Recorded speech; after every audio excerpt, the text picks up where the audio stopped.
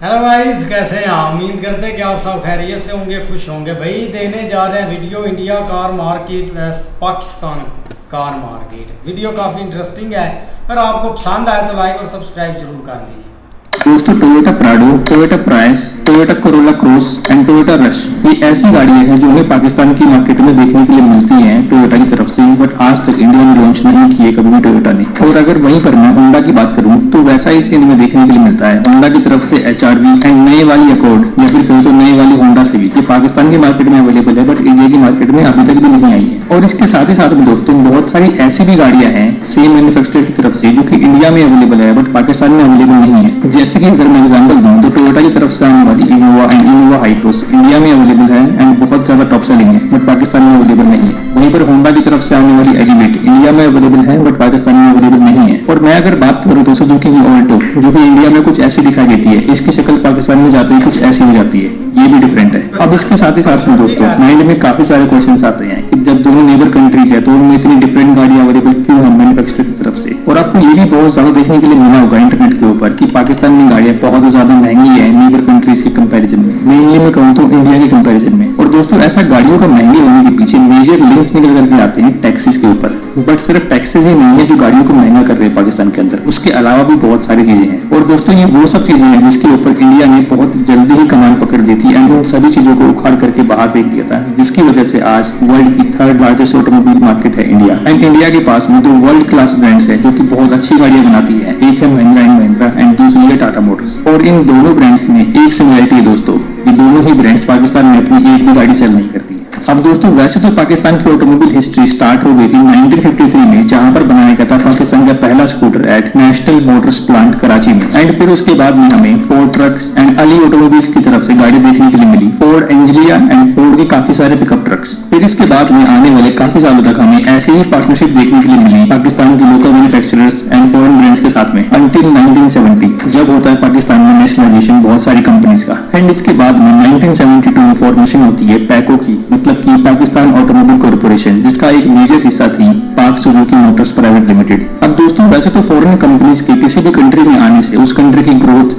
वहां पर बढ़ती है एंड इनोवेशंस होते हैं, बट ये वो टाइम था पाकिस्तान के लिए जहां पर उनकी ऑटोमोबाइल इंडस्ट्री की ग्रोथ एकदम स्टक रहने वाली थी। क्योंकि इससे पहले जो भी छोटी कंपनीज थी पाकिस्तान की जो कि गाड़ियों को असेंबल करती थी दूसरी कंपनी के साथ में पार्टनर करके, उन सभी कंपनीज ने सुजुकी के लिए गाड़ियों को असेंबल करना स्टार्ट कर दिया था। मतलब कि एक ही फॉरेन कंपनी के पास में सभी कंपनीज के असेंबलिंग प्लांट्स का टेक ओवर कंट्रोल आ चुका था। और दोस्तों इसका रिजल्ट हमें देखने के लिए मिलता है साल 1991 में, जब पाक सुजुकी अपनी ओनरशिप को बढ़ा देती है 40% तक। तो दोस्तों बात यहाँ पर हुई है साल 1991 की। तो साल 1991 इंडिया के लिए भी काफी इंपॉर्टेंट ईयर है, क्योंकि इसी टाइम पर इंडिया में गवर्नमेंट ने डोर्स ओपन किए थे फॉरेन्स के लिए इन्वेस्टमेंट करने के लिए इंडिया में। एंड उसके बाद ही हमें काफी सारी चीजें इंप्रूव होती हुई दिखी थी इंडिया की ऑटोमोबाइल सेक्टर में। एंड उन इनिशियल स्टेज पर only Suzuki, Toyota and Hyundai को ही अलाउ किया गया था इंडिया में इन्वेस्टमेंट करने के लिए। और इसके साथ ही साथ में दोस्तों कुछ ऐसी पॉलिसीज को फॉर्म किया गया था जिसकी वजह से ब्रांड्स अपनी कार्स को ऐसा इंपोर्ट रूट नहीं बेच सकती थी इंडिया में, क्योंकि वो बहुत ज्यादा महंगी चली जाती। इस वजह से उनको एक लोकल असेंबली प्लांट खोलना पड़ा एंड इंडिया में गाड़ियों को बना करके बेचना पड़ा। एंड अगर वही हम इसको कंपेयर करें पाकिस्तान से, तो वहां पर एक असेंबली रूट को अपनाया गया था लोकल मैन्युफैक्चरर्स को पकड़ करके, जिससे कि ज्यादा प्रॉफिट मार्जिन वहां पर कंपनी का बन सके, जो कि बाद में जाकर के एक बहुत बड़ा फेलियर साबित हुआ कंट्री के लिए। बट वहीं पर जो फॉरेन कंपनीज थी उनके लिए एक मनी मेकिंग मशीन बन चुकी थी। एंड आज के टाइम पर भी दोस्तों हमें वही सेम रूट फॉलो होता हुआ दिखाई देता है पाकिस्तान के अंदर। और दोस्तों सिर्फ सुजुकी ही नहीं, उसके बाद में टोयोटा एंड फिर उसके बाद में होंडा ने भी सेम रूट अपना करके पाकिस्तान में गाड़ियों को बेचना शुरू किया। एंड आज के टाइम पर वो बहुत मोटा पैसा कमा रहे हैं पाकिस्तान में। दोस्तों अभी रिसेंट कुछ महीनों पहले अगर आपने सुना हो तो पाकिस्तान की ऑटोमोबाइल की सेल इतनी ज्यादा डाउन हो चुकी थी कि पर मंथ उनकी 5000 गाड़ियां भी नहीं बिक रही थी। ऐसा होने के पीछे दोस्तों रीजन एक तो बहुत ही कॉमन है कि पाकिस्तान की इकोनॉमी क्रैश हो चुकी थी, लोगों के पास में पैसा नहीं था गाड़ियां खरीदने के। बट अगर हम ये देखते हैं कि जिसके पास पैसा है अगर वो गाड़ी लेने के लिए जाएगा तो वहां पर भी गाड़ियां काफी ज्यादा महंगी मिलती है इंडिया के कंपैरिजन में। एंड उसके पीछे के जो रीजन है वो काफी ज्यादा शॉकिंग है। तो दोस्तों एक गाड़ी को बनाने के लिए सबसे पहले रिक्वायरमेंट होती है स्टील की। एंड जो पाकिस्तान की जो स्टील की प्लांट्स है वहां पर जो स्टील बनता है वो ग्लोबल स्टैंडर्ड को मीट नहीं करता है, जिसकी वजह से उसको गाड़ी में यूज नहीं किया जा सकता। तो वहां पर स्टील को भी इंपोर्ट किया जाता है गाड़ी को बनाने के लिए। और वहीं पर अगर हम बात करें कि पाकिस्तान में जो गाड़ी असेंबल होती है उसमें से 60% पार्ट को बाहर से इंपोर्ट किया जाता है, जिसके ऊपर लगता है टैक्स। और ये वो टैक्स है दोस्तों जो कि गाड़ी के बनने से पहले उसके पार्ट्स के ऊपर लग रहा है। जब गाड़ी बन जाएगी तो उसके बाद उसके ऊपर 4 से 5 टैक्स पाकिस्तान में और भी लगते हैं। एंड उसके बाद में कंपनी अपना मार्जिन पॉइंट भी लेके चलती है एंड जिसकी वजह से वो कार के प्राइस को इतना ज्यादा हाई सेट करती है। अगर हम उसको कंपेयर करते हैं इंडिया से, जो गाड़ी इंडिया में 4 से 4.5 लाख रुपए कॉस्ट करती है, वही गाड़ी का प्राइस पाकिस्तान करेंसी में हो जाता है 25 लाख रुपए के आसपास। लेकिन अभी रिसेंटली कुछ पॉलिसीज में रिफॉर्म्स देखने के लिए मिला है हमें पाकिस्तान गवर्नमेंट की तरफ से, जो कि आगे जाकर भी चेंजेस ला सकता है ऑटोमोबाइल सेक्टर में पाकिस्तान के। लेकिन वहीं पर ये क्वेश्चन का आंसर जानना भी दोस्तों बहुत इंपॉर्टेंट हो जाता है कि टोयोटा प्राडो जैसी गाड़ियां जो कि पाकिस्तान में अवेलेबल है, पर वो इंडिया में आज के टाइम पर क्यों अवेलेबल नहीं है। तो इसका दोस्तों मैं आपको सीधा ऑनलाइन जवाब देता हूँ, वो है टैक्सेस। पाकिस्तान में आपको जहाँ पर 50% देखने के लिए मिलता है इंपोर्ट टैक्स, वहीं पर इंडिया में 125% टैक्स देखने के लिए मिलता है। हालांकि उसके बाद में भी काफी सारे टैक्सेस है पाकिस्तान में, जैसे कि additional tax, sales tax, but उसके बावजूद भी वो इंडिया की कंपैरिजन में काफी ज्यादा नीचे स्टैंड करते हैं। तो चलिए दोस्तों अब एक बार कंपेयर कर लेते हैं हम 3 सेगमेंट्स को, entry level segment, mid level segment and high level segments की गाड़ियों को इंडिया एंड पाकिस्तान की। लेकिन इससे पहले दोस्तों अगर आपको ये वीडियो यहाँ तक अच्छी लगी है तो ARD न्यूज़ को सब्सक्राइब करना ना भूलें, क्योंकि ऐसा इंटरेस्टिंग कंटेंट आप मिस नहीं करना चाहेंगे बिल्कुल भी। तो चलिए आगे बढ़ते हैं दोस्तों। मैं यहाँ पर अगर बात करूँ एंट्री लेवल गाड़ियों की, तो वो हमें दोनों ही कंट्रीज में देखने के लिए मिलती है, सुजुकी की तरफ से अल्टो। लेकिन यहाँ पर सिर्फ गाड़ी का नाम ही सेम है, उसके अलावा कुछ भी सेम नहीं है दोस्तों। जैसे कि जो हमें पाकिस्तान में देखने के लिए मिलती है वो अल्टो है एक 658 सीसी की अल्टो, वहीं पर जो इंडिया में हमें देखने के लिए मिलती थी छोटे वाला वर्जन में वो थी एक 798 सीसी की मारुति सुजुकी अल्टो। तो अब क्योंकि जो पाकिस्तान में अल्टो मिलती है दोस्तों उसका इंजन छोटा है, तो वहां पर हमें पावर भी काफी ज्यादा कम देखने के लिए मिलती है। जो अल्टो पाकिस्तान में अवेलेबल दोस्तों उसमें हमें देखने के लिए मिलती है ओनली 39 bhp की पावर एंड 56 न्यूटन का टॉर्क। 39 bhp की पावर तो ऑलमोस्ट हमें KTM लुक में देखने के लिए मिल जाती है दोस्तों। और यहाँ पर अगर मैं प्राइसिंग की बात करूँ तो पाकिस्तान में जो अल्टो का बेस वेरिएंट हमें देखने के लिए मिलता है वो कॉस्ट करता है 30.45 लाख पाकिस्तानी रुपीस। अगर मैं इसको कन्वर्ट करता हूँ आफ्टर एक्सचेंज रेट इंडिया में, तो वो पड़ेगी ऑलमोस्ट 9.5 लाख की। मतलब कि जो ऑल्टो हमें इंडिया में ओनली 4 लाख रुपए के आसपास देखने के लिए मिलती थी एक टाइम पर, वो उसकी वैल्यू पाकिस्तान में है ऑलमोस्ट 10 लाख इंडियन रुपीस। और ये वो सेम वर्जन है दोस्तों 800 सीसी वाला, ये सिर्फ 658 सीसी की अल्टो है। अब इससे आप समझ सकते हैं दोस्तों कि वहां पर सुजुकी ब्रांड कितनी ज्यादा नाइंसाफी कर रही है पाकिस्तानी पब्लिक के साथ में। और इसी चीज का एक बेटर एग्जाम्पल दोस्तों मैं आपको देता हूँ एक मिड सेगमेंट की कार को कंपेयर करके, जो की है होंडा सिटी। अब ये जो होंडा सिटी जो आप देख रहे हो दोस्तों, ये इस टाइम पर अवेलेबल है पाकिस्तान में सेल पर। एंड आप सभी को पता दोस्तों कि ये ओल्डर जनरेशन है जो इस टाइम पर इंडिया में अवेलेबल है। ये जनरेशन इंडिया में लॉन्च हुई थी 2017 के आसपास में। और अभी तो रुको, इस वाली होंडा सिटी में जो पाकिस्तान में अवेलेबल है मिलता है आपको अमेज वाला 1.2 लीटर का पेट्रोल इंजन, जबकि इंडिया में अवेलेबल था उस टाइम पर 1.5 लीटर का पेट्रोल इंजन। और आज भी हमें वही देखने को मिलता है होंडा की सिटी में, and even with hybrid option. अब ये छोटे वाला इंजन जो है वो पावर भी कम प्रोड्यूस करता है, ओनली 88 bhp की पावर एंड 110 न्यूटन का टॉर्क। जो इस टाइम पर होंडा सिटी में हमें इंडिया में देखने के लिए मिलता है वो 119 bhp की पावर एंड 145 न्यूटन का टॉर्क प्रोड्यूस करता है सिटी एंड एलिवेट दोनों में। और दोस्तों वहीं पर अगर मैं प्राइस की बात करता हूँ होंडा सिटी की पाकिस्तान में, तो वो ऑलमोस्ट कॉस्ट करता है 46 lakh rupees. And Indian currency में अगर मैं उसको कन्वर्ट करूँ आफ्टर द एक्सचेंज रेट तो पड़ेगा 14 लाख रुपए के आसपास। एंड जब होंडा सिटी का फोर्थ डे अवेलेबल थी इंडिया में, तो वो एक्स शोरूम कॉस्ट करती थी 9 से 10 लाख रुपए के आसपास, एंड वो भी 1.5 लीटर इंजन के साथ में, एंड ये तो 1.2 लीटर इंजन के साथ है। तो आप देख ही सकते हैं कितना बड़ा डिफरेंस हमें देखने के लिए मिलता है। तो दोस्तों चलिए अब मैं यहाँ पर कंपेयर करूंगा एक हाई लेवल कार को जो कि है टोयोटा की फॉर्च्यूनर, एंड वेरिएंट मैं यहाँ पर पिक करने वाला हूँ सिग्मा 4 डीजल ऑटोमेटिक का। तो दोस्तों एक चीज तो यहाँ पर फॉर्च्यूनर के मामले में काफी सही देखने को मिलती है कि जो स्पेसिफिकेशन हमें इंडिया में देखने के लिए मिलते हैं वही सेम स्पेसिफिकेशन हमें पाकिस्तान में भी देखने के लिए मिलते हैं। बट यहाँ पर मेजर खेल हमें समझ में आता है प्राइस के ऊपर। पाकिस्तान में टोयोटा की फॉर्च्यूनर कॉस्ट करती है 1.8 CR, यस आपने सही सुना 1.8 CR, जो कि इंडियन करेंसी में बैठता है ऑलमोस्ट 52-53 लाख रुपीस। और अगर उसी मॉडल को मैं इंडिया में देखता हूँ तो वो हमें कॉस्ट करती है ऑलमोस्ट 42 लाख रुपीस के आसपास। एंड यहाँ पर हमें एक बहुत बड़ा 10 से 12 लाख रुपए का डिफरेंस देखने के लिए मिलता है on the ex showroom price. तो दोस्तों अब शायद आपको समझ में आ गया होगा कि पाकिस्तान में गाड़ियां इतनी ज्यादा महंगी क्यों है इंडिया के कंपैरिजन में, क्योंकि वहां पर कोई भी लोकल मैन्युफैक्चरर नहीं है उनके पास में। फॉरेन कंपनीज वहां पर गाड़ियों को असेंबल कर रही हैं या बोले तो इंपोर्ट करके बेच रही है सारे के सारे पार्ट्स को, तो जिसकी वजह से वहां पर गाड़ियां काफी ज्यादा महंगी है। वहीं पर इंडिया के पास में लोकल मैन्युफैक्चरिंग प्लांट्स भी सभी कंपनीज के, and Tata, Mahindra and force motor जैसी कंपनीज भी है इंडिया की। तो आई होप कि आपको वीडियो अच्छी लगी होगी। वीडियो को लाइक करना, चैनल को सब्सक्राइब करना, अपने दोस्तों को शेयर करना वीडियो को। मैं आपको मिलता हूँ ऐसी एक अगली वीडियो में, तब तक के लिए take care and goodbye. ऐसे ही है भाई, एक कंपैरिजन हो रहा था पाकिस्तान कार्स और इंडिया का कार का, लेकिन बहुत सारा एक डिफरेंट है। अब देखो ना, पाकिस्तान में कंपनीज हैं कार बनाती है, ऑडी वगैरह भी थी, और कारें उन्होंने ना भाई जो एक दर्जा होता है ना उस पर उन्होंने बनाए भी हैं। और आगे सेल भी किए हैं। पीछे आप 5-10 साल चले जाए ना तो लोग काफ़ी ना एक खरीदने लगे थे कारें जो छोटी आई थी, खास करके फैमिलीज कार है, हर बंदे के पास होती थी। उसका थोड़ा सा फायदा होता था कि भाई वो पेट्रोल वगैरह भी कम पीती थी, और एक जो बाइक वगैरह वो चलाते थे, बड़ी जिन्होंने बाइक लेनी थी वो कार ले लेते थे, काफ़ी उनकी सेल बड़ी भी। लेकिन एकदम से भाई ऐसा झटका लगा कि कारें इतनी महंगी हो गई ना कि आप सोच भी नहीं सकते। मतलब कि नॉर्मल बंदा तो अफोर्ड ही नहीं कर पाता। इधर पाकिस्तान में कार है और बहुत बड़ा एक मकाम होता है पाकिस्तान में, अगर कोई बंदा कार खरीद लेता है ना तो भाई वो ऐसे ही है जैसे आसमानों पर एक बुलंदियों को छू रहा होता है। अगर पाकिस्तान में किसी को रिश्ता नहीं मिल रहा, वो कार खरीद ले तो उसको रिश्ता मिल जाता है। ऐसे ही है ना कि भाई बोलते हैं बहुत पैसा आ गया इसके पास। हाँ, तो ये कार लेना इतना एक मुश्किल है पाकिस्तान में। लेकिन अगर इंडिया की बात करें ना तो उधर बहुत कारें महंगी हैं। अगर हम इधर ज़्यादातर लोग कार्स तो लेते हैं जिनको ज़रूरत होती है, लेकिन वो एक सेकंड हैंड कार लेते हैं चलती, मतलब कि 2017-18 मॉडल है। लेकिन इंडिया में आपको नई 9 लाख 10 लाख की कार मिल जाती है।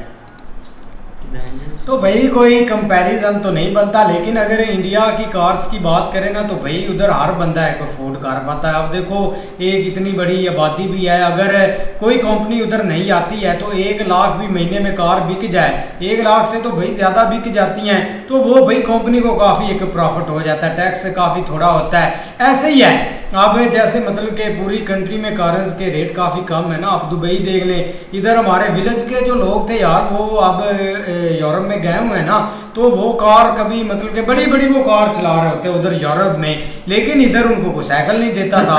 तो ये एक डिफरेंस है कि उधर कारें बहुत सस्ती होती हैं और बंदा अफोर्ड कर पाता है। लेकिन पाकिस्तान और भाई ये एशिया के मुल्क में ना, इंडिया में सस्ती हैं कारें, बांग्लादेश में भी काफ़ी हैवी रेट है, श्रीलंका में, ये सारी कंट्रियों में कार्स अफोर्ड करना एक बहुत मुश्किल हो जाता है। इसलिए पाकिस्तान में तो कंपनीज भी हैं थोड़ी, लेकिन अगर कोई कार अच्छी है ना तो वो भाई एक पार्ट्स में ये कन्वर्ट करके लेकर आते हैं। अगर अच्छी इन्होंने कार बनानी है ना तो चाइना से पार्ट ले आए, कभी जापान से, कोरिया से, ऐसे साउथ कोरिया से, तो इन कंट्रियों से ये पार्ट्स लेकर इधर एक संभल कर लेते हैं सारी कार। भाईजान पहले जो गाड़ियाँ पाकिस्तान में चलती थी ना वो 82 मॉडल, 84 मॉडल, 88 मॉडल, 90 मॉडल, अपना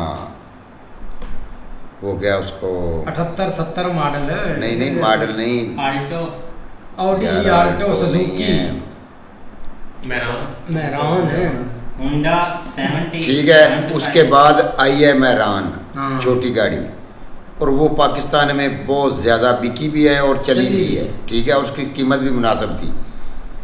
जब तक ये काम चलता रहा, बेहतरीन काम चलता। अब इन्होंने जनाब यकदम जब 2022 में हुकूमत आई है ना 23 में, तो उस टाइम जनाब यकदम जंप लगाया शहबाज शरीफ साहब ने, यकदम हर चीज़ को उठा दिया।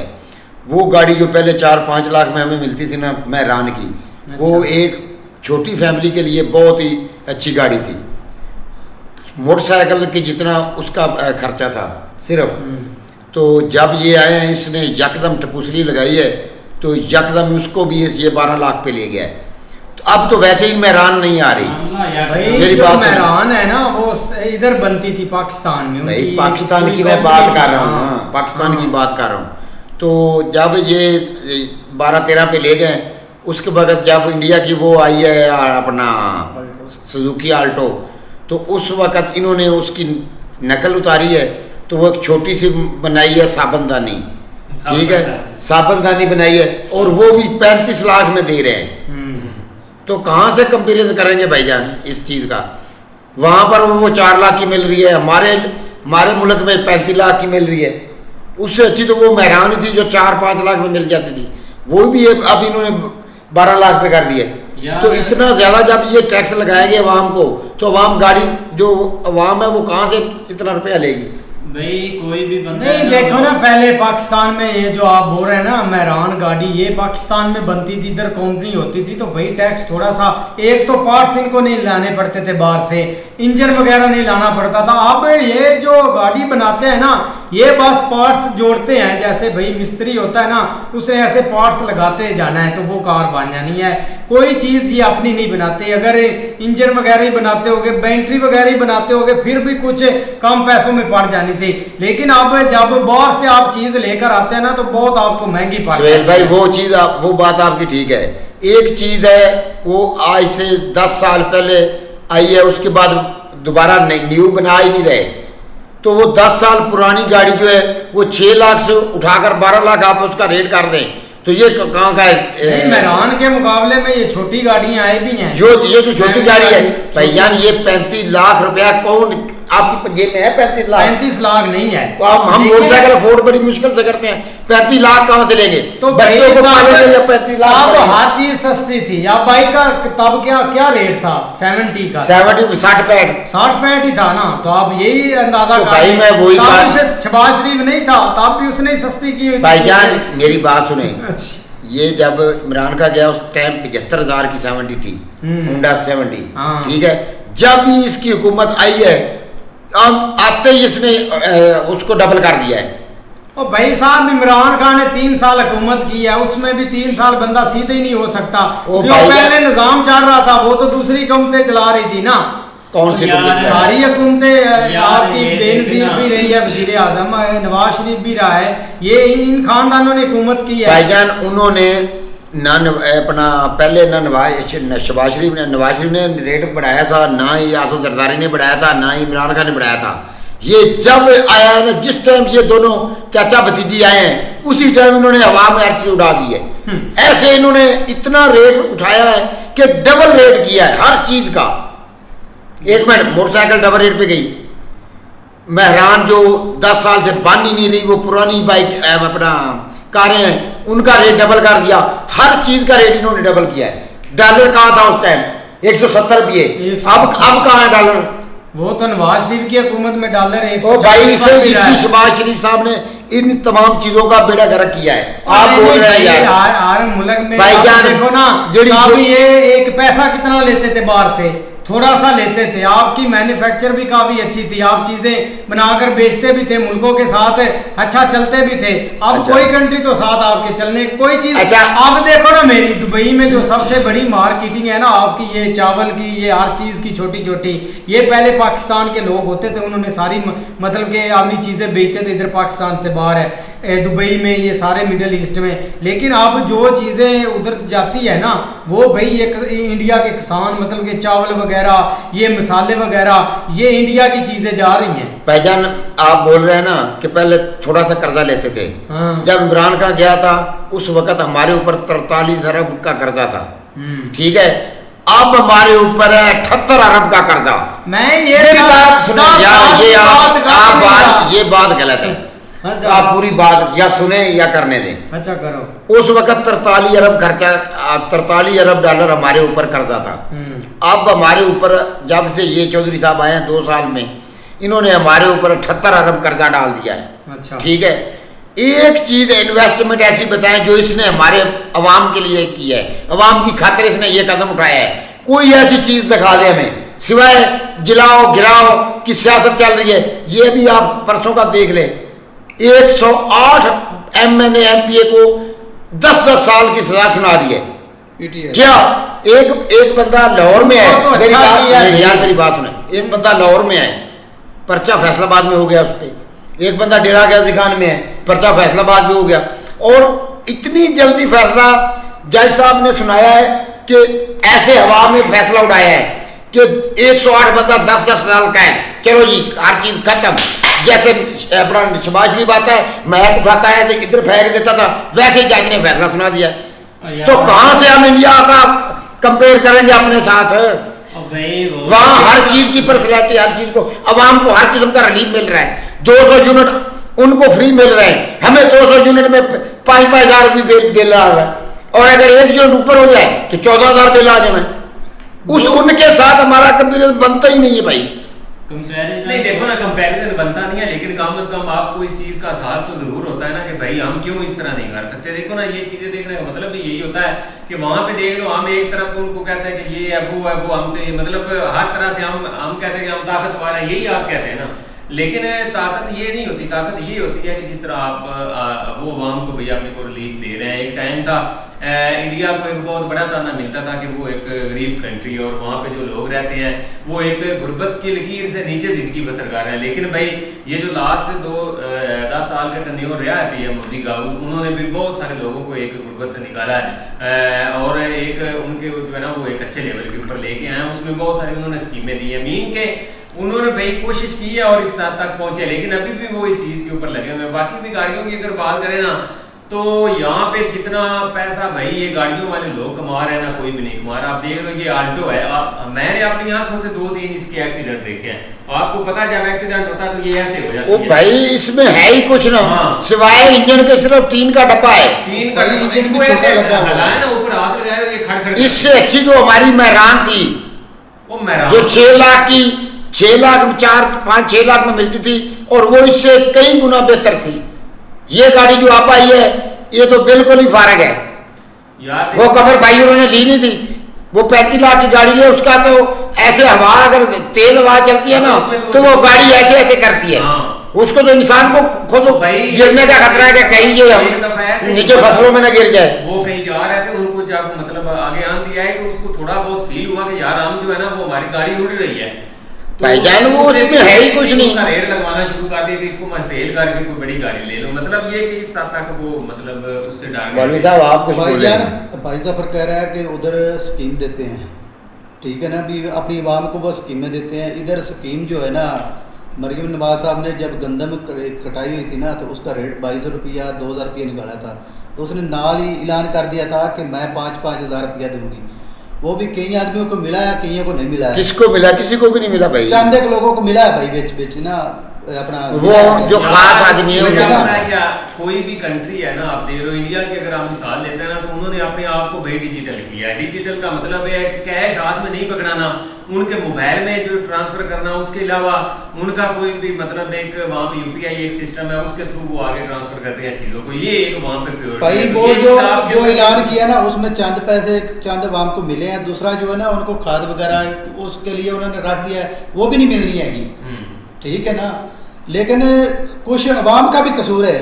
अवाम जो है आधी वो इधर हो जाती है, आधी इधर हो जाती है। अवाम एक हो ना तो सारा मामला हल हो जाता है। ये मसला यहाँ पे ये कसूर ही सारा अवाम का। भाई मसला ये कि आपको रोटी नहीं ना पूरी हो रही, लोग क्या करें, कुछ तो है भाई वो जाते हैं सब्र कर। जब बिरयानी वाला डब्बा दिखाते हैं तो आवाम तो दौड़ दौड़ के पीछे चले जाते हैं। ये मसला है। ये अवाम जब तक सही नहीं ना होगी, हमारे मुल्क का कुछ भी नहीं सीधा होना। भाई अवाम भी इधर क्या करे, अवाम गरीब है, वो अपना रोटी एक टाइम की पूरी नहीं कर सकती, वो जल से जुलूस या हड़तालें किस तरह करें? वो रोटी बच्चों को खिलाए को उधर जाए। तो जब ये जलसा करते हैं, ठीक है, तो ये अवाम वहाँ पे आग लेने जाती है। वो बिरयानी के डब्बे को क्या करना है इन लोगों ने? भाई गरीब अवाम नहीं जाती, वो पहले खा कर नहीं सोते, वो एक दिन की बिरयानी खा लेने से क्यों इनको कौन सा इनको ने ऊपर उठ जाना है? और भाई अवाम जो है ना वो हर मुल्क में ऐसे होती है। अब इंडिया की बात करें वहाँ भी काफ़ी ज़्यादा पार्टी जो मेन बड़ी है बीजेपी और कांग्रेस है, दोनों साइड एक लोग हैं ना वो बटे हुए हैं। लेकिन वहाँ पर आप बात करें ना कारों की तो आपको ऐसी ऐसी कार मिलेगी और सस्ती भाई 4 लाख में। बेसिक है कि उधर कंपनीज को उन्होंने भाई फुल असेस दी हुई है। ईज ऑफ डूइंग बिजनेस इधर एक इमरान खान ने स्टार्ट जरूर किया था, उसको इस चीज़ का क्रेडिट देना चाहिए। लेकिन ये कि लोग इंटरेस्ट भी हुए थे, लोगों ने पैसा भी रखा था, लोगों ने इधर जो है ना भाई इन्वेस्टमेंट भी करनी स्टार्ट की। लेकिन यहाँ तक कि उसने ईवीएम मशीन के ऊपर भी वर्किंग की, ये जो वोट वगैरह जो चोरी होते हैं। लेकिन क्या हुआ आपके सामने रिजल्ट कुछ भाईजान, जिस दिन इमरान खान वज़ीर आज़म सीट तो उतार के जेल च गया ना, उससे दिन कंपनियां जी उन्होंने अपना सामान समेटा तो वापस नसण की कि हुण जो बकाया है वो सब इधर ही रह जाना है। आप इंडिया इस हद तक ऑटोमोबाइल इंडस्ट्री जो है ना, खासकर कार की इंडस्ट्री, उसमें तीसरे नंबर पे आ गया। जापान को उन्होंने मतलब पीछे छोड़ दिया। एक टाइम था जापान किसी को आगे निकलने ही नहीं था, मतलब टॉप 3 में जापान ही था। लेकिन इंडिया आप जो है ना भाईजान उधर शऊर है, अवाम में भी है, गवर्नमेंट में भी है। चलो देखते हैं मौलवी साहब इधर जो है ना देख लेंगे हम किसी और वीडियो में इमरान खान की भी कार वीडियो दिखाएंगे, उसमें आप देखेंगे कि कितनी डेली की कारें वहाँ पे एक्सपोर्ट हो रही है वहाँ से इंडिया से। वो पूरा जहाज आपको दिखाएंगे। देखते हैं भाई नेक्स्ट वीडियो में। अगर आपको वीडियो पसंद आए तो लाइक और सब्सक्राइब जरूर कर दीजिए।